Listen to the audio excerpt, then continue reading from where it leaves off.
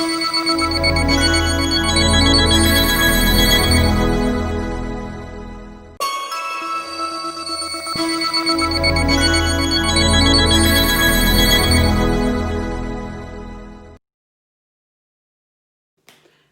welcome to the Mercurius Being YouTube channel, Libra New Moon edition.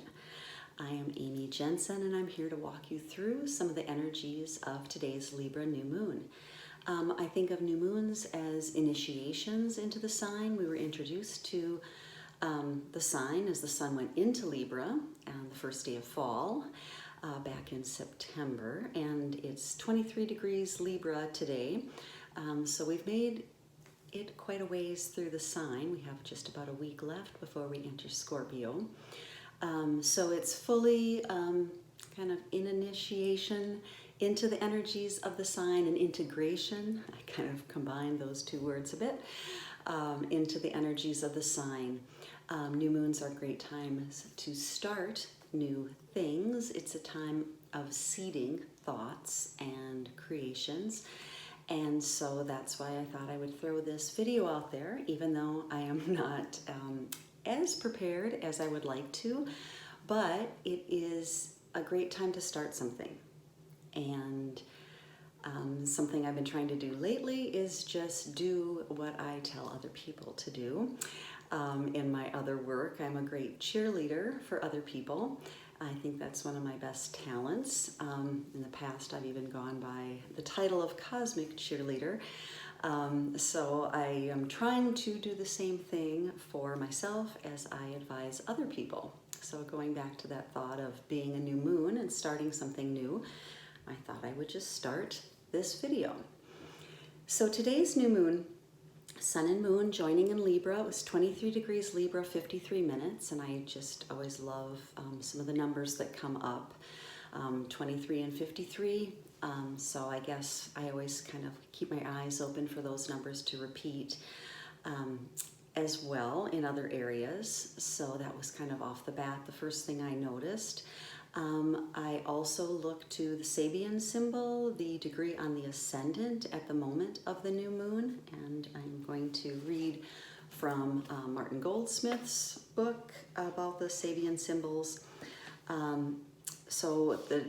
For me here where I'm at, Central Time Zone in my specific area, the ascendant was 19 degrees, Capricorn 14 minutes. So for the Sabian symbols, you round up to the next degree. And each of the degrees of the zodiac, there are many other authors that have amazing books out there, and I'm sure I'll bring other ones in. But for today, Martin Goldsmith's take on 20 degrees Capricorn is: a preacher delivers a sermon to his congregation, but is rattled when he sees his mistress emerge from the door of the basement. He looks toward his wife and inwardly vows to break off the affair. So they're kind of little pithy statements. Some of them sound rather odd when you read them, but that's kind of part of the charm, I think. It brings up some other images or connections.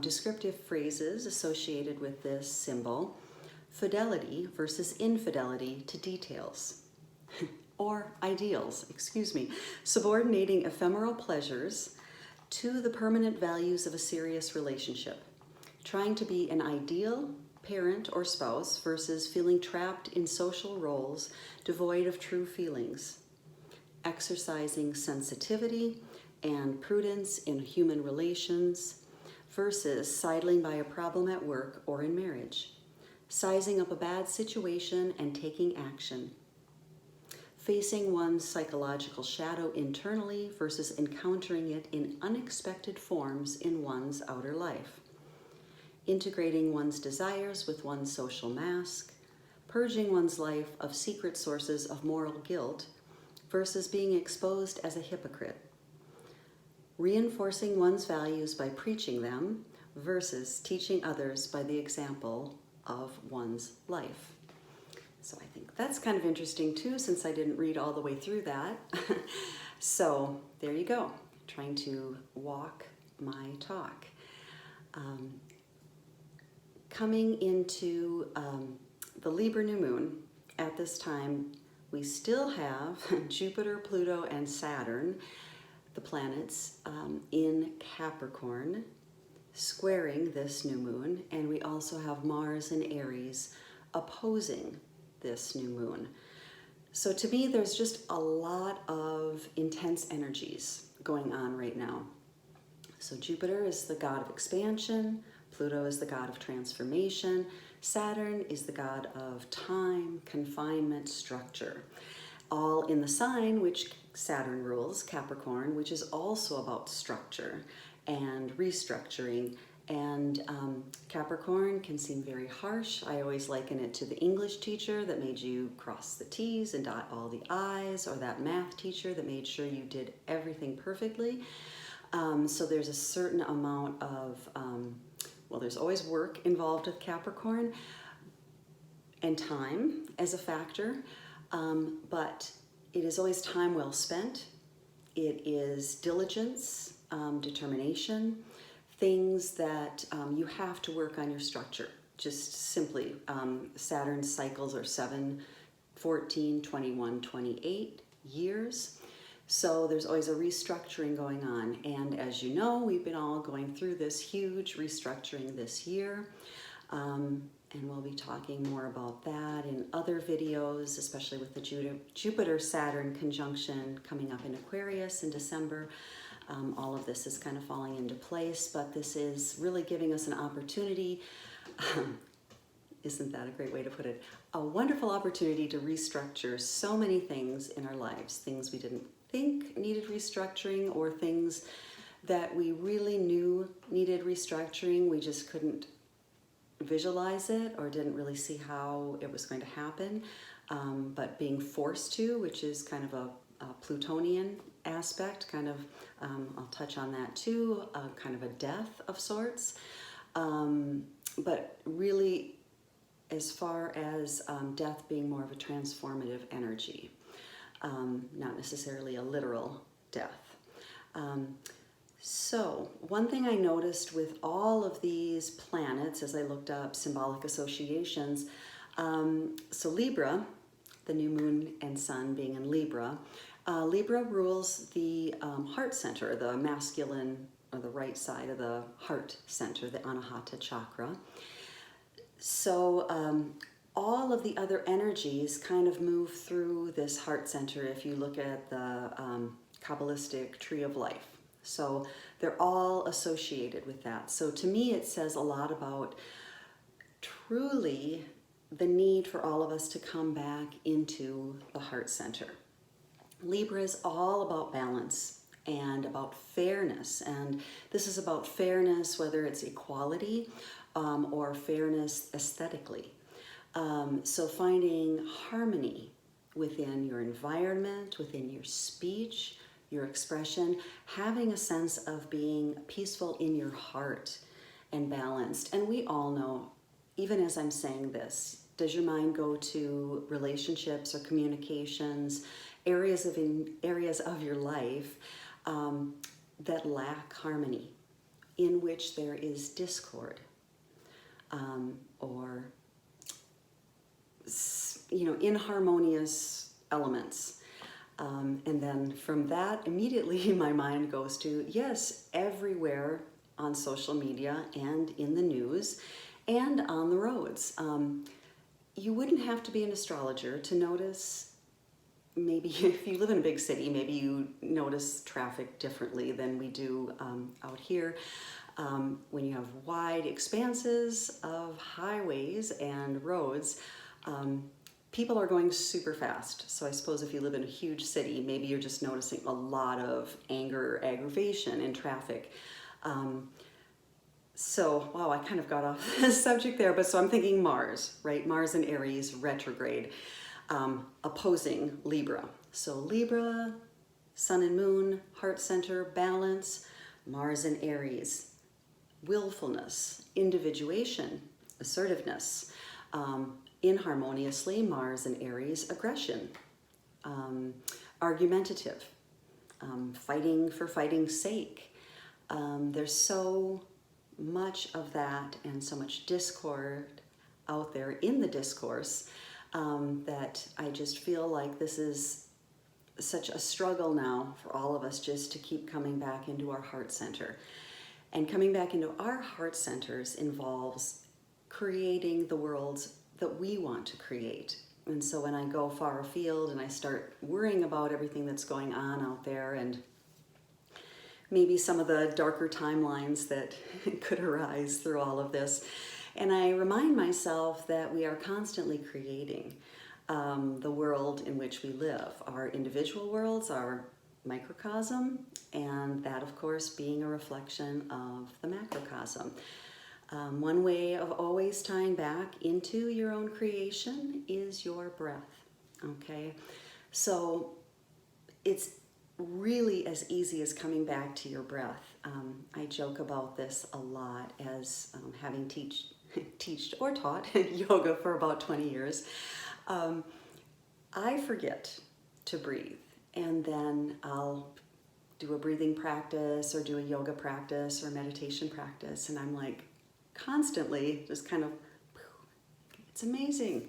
It really works. So it can be as simple, if you don't know yoga, if you don't know meditation, I'm pretty sure you know how to breathe. So it could be as easy as simply watching your breath enter the body, watching the breath leave the body. Maybe you notice it on your nose, through the nasal passages, through the throat, through the torso. That can be your practice, your breath practice, your meditation practice. Your practice can be kind of a nidra practice where you just can close your eyes and see what's present, see what arises. Maybe you notice those inharmonious thoughts or the discord in your life, or the discord in the discourse. Notice what it makes you feel like. Notice where you feel it in your body. And then as you notice it, notice how you react to it. And then you can either notice yourself letting it pass by like clouds in the sky, or maybe sometimes we let ourselves work in with an opposite of that feeling. So if you think of what it feels like to be anxious, what does it feel like to be calm? If you feel that discord or that aggression, what does harmonious balance feel like? What does it feel like to let go of an opinion, let go of that belief or that fight that you have? Or sometimes holding both. That would be very Libran, right? Like the balance, the scales. Libra has a sign of the scales. So what would it be like to hold whatever political side you're on with the opposite political side and just hold them both? What does that feel like? Where do you feel that in your body? And then can you disidentify with both of those beliefs and see what that feels like in your body? And then you start to notice there's a little space that starts occurring between you and the belief, you and the thought, you and the emotion. And that little space is liberation. That's where you have this beautiful pause. And that's where I want to say you have your own melody that starts coming out. And that's another thing that keeps coming out in what I was reading today. Melody, literal music as harmony. And if you think about all the voices of discord in the discourse, what would it be like if we could envision every note, every voice as a note? And then you kind of put them together in this symphony. And at first I'm kind of getting this super modern, I want to say Schoenberg, and I'm just kind of, I don't know where that's coming from. Something really dissonant, okay? Some composition that's super dissonant. But then, can we bring resolution to that? Can we bring that and turn it into something like Mozart or whatever harmonious piece of music you can think of? Whatever it is, just being open to the discussion, I think, is a lot of this. Letting your heart be open to possibilities. Whenever we get too tied in, which is a lot of the energy of this new moon. So I'm thinking you've got Libra opposite Mars, right? Libra opposite Aries, Sun, Moon opposite Mars. And then you have a square to that Jupiter, Pluto, Saturn, and Capricorn. That's just tension, okay? That's just conflict and tension. And again, you don't have to be an astrologer to know this. You can feel it. You know this is going on in the world. But again, what would it be like to just let yourself be released from that? Finding that little sacred pause, that space. I'd like to just mention also, I've kind of got off track to where I was going, but Mercury being retrograde in Scorpio already has been an interesting experience. And it's going to be retrograde. It's going to be in Scorpio for longer than it usually is because of that retrograde. Mercury retrograde gives us an opportunity to review, to revisit. Currently, it is becoming lower in the heavens. It's going to be going into its conjunction with the sun on the 25th of October. So it's a time for us to really review. So along with this time for trying to find harmony and space, I think this is where I was going with this. This opportunity to review and to really go into maybe some of the darker places within us, some of the places that we don't like to visit. Okay, and that's a lot about Scorpio as well. We'll have a lot of fun since I'm starting this now in Libra, diving into the waters of Scorpio. But allowing yourself to allow these things to come up. So usually, the discord and the discourse, a lot of our reaction to it might come from things that we are working with in our own life or our own psyches, things we don't want to acknowledge in our little shadow bag. So just allow yourself to do some journaling, to use discernment and kindness as you go deep within yourself and as you weigh all these things out, not to judge yourself too harshly as these things come forward, and then certainly not to judge other people as they are also moving through these energies. It's always easy to kind of cast off these parts of ourselves onto other people. And so there's so much of that happening now. And as I said, this is definitely the time we're in right now. But just knowing that anything that causes that reaction within yourself, there is something that is coming up for you to balance. So as we finish the next week or so of Libra, starting with this new moon, allowing yourself to fall into the heart space, to allow yourself that sacred pause, to allow yourself to exhale specifically in the breath cycle, allowing the exhalation to kind of land you into the heart, kind of like a sigh of relief, a sigh of letting go, a sigh of setting aside whatever it is you're carrying, whatever it is you're holding back or holding on to, whatever it is you're kind of tied up in that square, in that T-square, whatever you might find yourself kind of enmeshed belief-wise.